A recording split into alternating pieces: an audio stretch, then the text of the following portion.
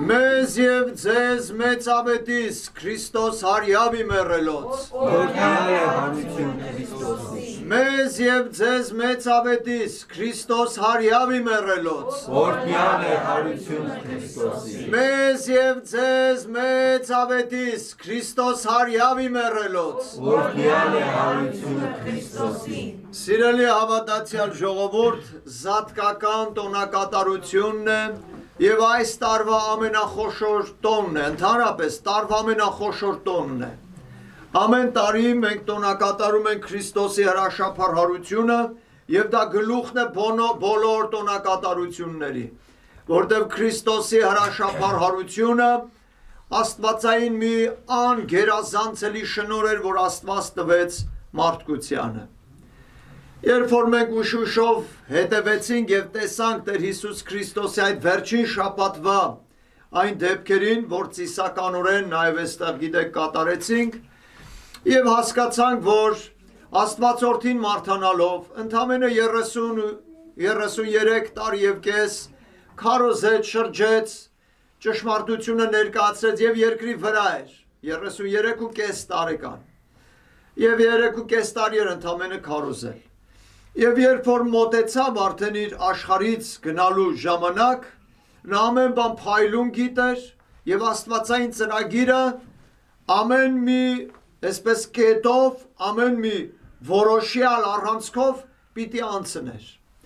Բայց սրանից այն կողմ կար նաև մարդկային տկար այս կողմը, որ իրեն զորավորի տեղ էր դնում, որովհետև այդպես իրենք շատ լուրջ էին իմիջիայլոց տրամադրված և իրենք հոգով, սրտով, այսպես պայքար էին տանում Քրիստոսի դեմ, եթե դուք ուշադիր ավետարանը կարդաք կտեսնեք, իրենք երբ որ հավաքվում էին, որ մտածեն, որ սպանեն Քրիստոսին, դա ամենայն լրջությամբ, իրենք ատելությամբ էին վերաբերվում Քրիստոսին և Քրիստոսի քարոզչությունը խանգարում էր իրենց, ի վերջո ու ծաղկազարդի հաղթական մուտքը ամբողջությամբ իրենց տակնու վրա արեց և իշխանության երկու թևեր կային, կղերական իշխանության և քաղաքական իշխանության, այսինքն հռոմեական կայսրության, որ տվյալ պահին հենց լծակներին տիրապետողն էր, այս երկու իշխանական թևերի մեջ էլ լարում կար հանդեպ Քրիստոսի, էլ չեմ ասում Հերովդես թագավորը, որ այդ 3.5 տարին անընդհատ ուզեց տեսնել Քրիստոսին, բայց չկարողացավ տեսնել։ Եվ ահա նրանք շատ լուրջ կերպով տրամադրվում էին, տեսնում եք ոչ մի օգուտ չեք անում, ախր այդ մեթոդներով հնարավոր չի, տեսնում եք, որ ամբողջ աշխարհը նրա հետևից գնաց։ Եվ իրենք էլ այսպես, իրենք իրենց համար կարծեք թե լրջմի ձևով իրենք իրենց համար ասում էին, հիմա դեմը պիտի առնենք, թե չէ ամբողջ աշխարհը հետևից գնաց։ Եվ ի վերջո շատ այդպես ճարպիկ ծրագիր մտածեցին, որ եթե առաքյալների միջից, հենց Հիսուսի կողքը եղող մարդկանցից գոնե մեկին կարողանան կաշառելով իրենց կողմը դարձնեն և որպեսզի նա հայտնի ով է Հիսուս, որ անմիջապես ձերբակալեն և չվրիպի իրենց ծրագիրը։ Եվ այդպես էլ շատ հանճարեղ ճակերտների մեջ ձևով կազմակերպեցին, Հուդային 30 կտոր արծաթ տվեցին, երկու օրվա մեջ Հուդան շատ կազմակերպված ձևով ուրեմն մատնեց Հիսուսին, տարան առաքյալները ցրվեցին, բոլորն էլ վհատվեցին և Քրիստոս սկսեց տանջվել ու տառապել և ի վերջո խաչի մահով վերջացավ այս ամենը։ Հաղթեցին, խաչի վրա սպանեցին, մարդուն սպանեցին, էլ ոնց են հաղթում մարդուն,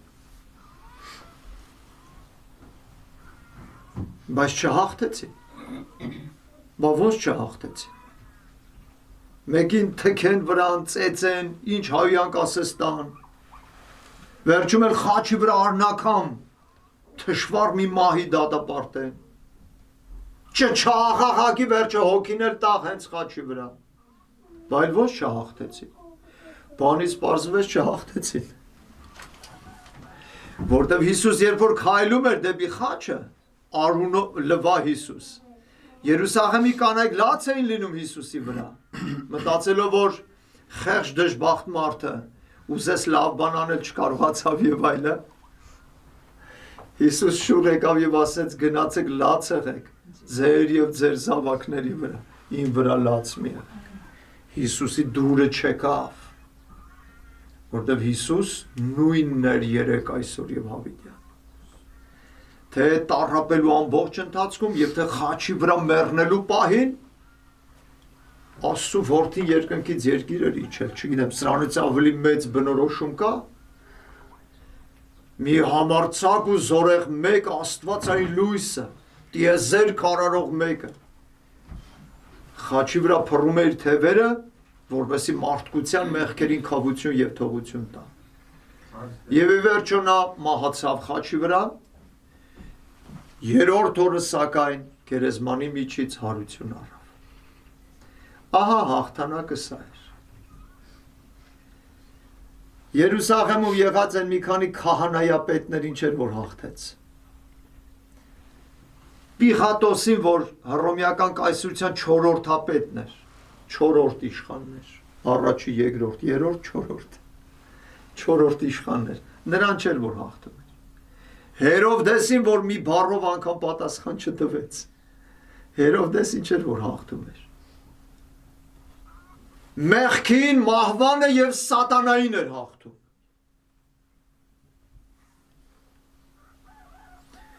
Անցյալ օրը մեկ ասեց Տեր հայր, բա ինչի համար հաղթեց, բայց էլի մեղքը շարունակվեց, էլի սատանան իր չար գործերը շարունակեց, մահը նորից կուլ է տալիս մարդկությանը։ Սիրելի հավատացյալ ժողովուրդ,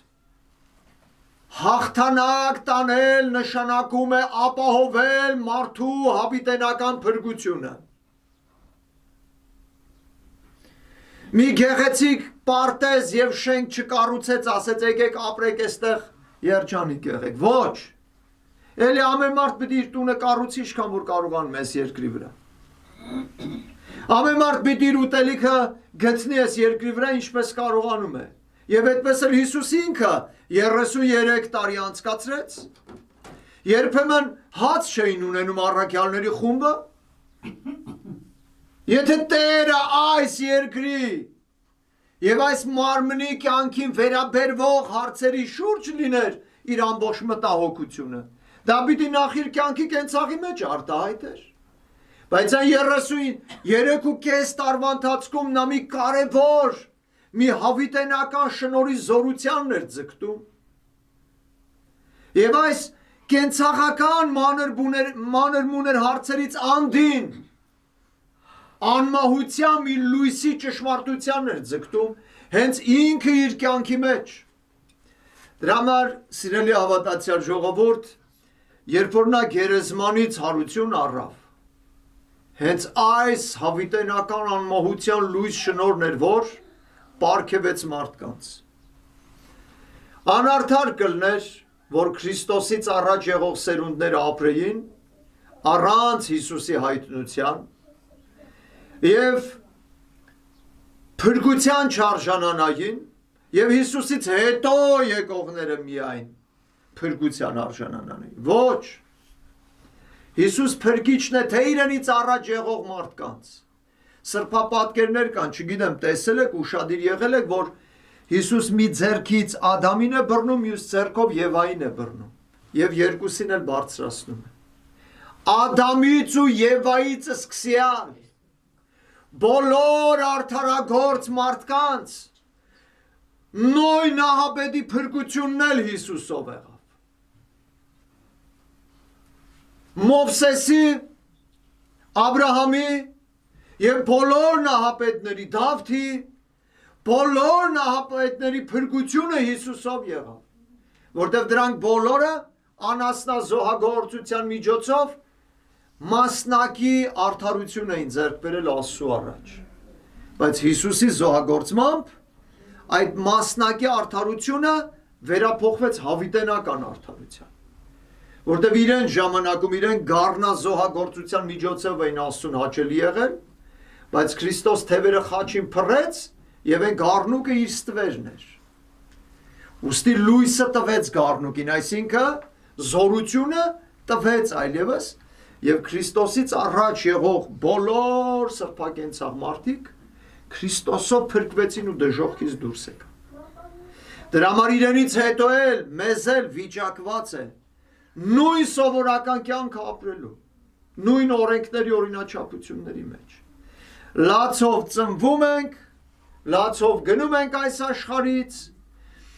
ամբողջ կյանքի ընթացքում նեղություններ, խնդիրներ, հիվանդություն, աղքատություն, տարբեր տեսակ փոթորիկներ, փորձություններ անցնում ենք, բայց նրանք, ովքեր որ սրտով, հոգով հավատացել եւ պաշտել են Տեր Հիսուսին, նրա հարության լույսով լցվել ու ողողվել են, սրանք ուրեմն գնում են փրկություն ու հավիտենական կյանք։ Տարբերությունը այստեղ է։ Դրա համար գիտեք, դժվար է տրամաբանության ծիրի մեջ մտցնելով հասկացնել,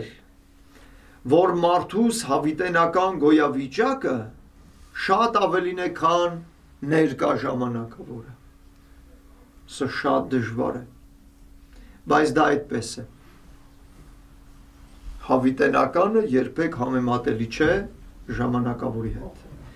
Իսկ այն, որ մենք հավիտենական էակներ ենք, սա Աստծուց մեզ տրված շնորհ է։ Աստված շատ էակներ է ստեղծել երկրի վրա։ Նույնիսկ արտաքնապես մարդուն նման էակներ էլ է ստեղծել երկրի վրա։ Բայց ոչ մեկի հոգու մեջ չի դրել անմահության զգացողությունը։ Ոչ մեկին հոգի չի տվել։ Մնացած բոլոր էակները ապրում են իրենց կյանքը, կենդանական աշխարհը եւ այս աշխարհից սատկելով, վերանալով գնում են։ Իսկ մարդը մահանում եւ հոգին դուրս է գալիս մարդու, հետեւաբար ժամանակավոր կայանում կսպասի մինչև բոլոր մեռելների հարությունը։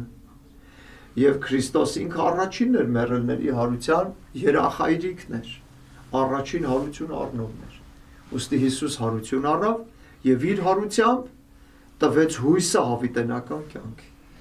Մենք էլ Տեր Հիսուսի հետևորդներն ենք, սիրելի հավատացյալ ժողովուրդ։ Մենք էլ այս աշխարհի մեջ տրամաբանում ենք, մտածում ենք, քննարկում ենք, ճիշտ ու սխալն ենք որոշում, փորձում ենք ամեն բան վերլուծել մեր կարողության չափով, բայց որ կողմից որ վերլուծում ենք, գալիս հանդիպում, տեսնում ենք, որ սա աստվածային շնորհ էր մեզ պարգևած։ Քրիստոս երկնքից երկիր իջավ, մարդացավ, մեռավ, խաչի վրա գերեզման դրվեց, երրորդ օրը գերեզմանի միջից հարություն առավ։ Եվ եթե որևէ մարդ ուզենա ստուգել փնտրել այս տեղեկությունը, շատ բարի գործի պիտի նախաձեռնի, բայց անպայման թող անկեղծ լինի։ Անկեղծ փնտրող մարդ անպայման հանգելու է Քրիստոսի հարության առեղծվածին,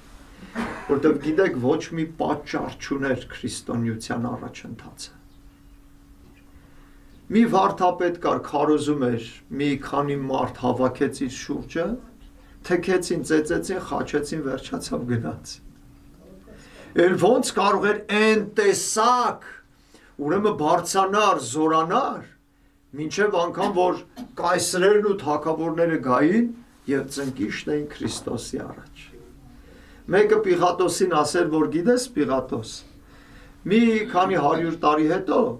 քո տերերը, կայսրերը գալու են ծնկի կան Հիսուսի առաջ։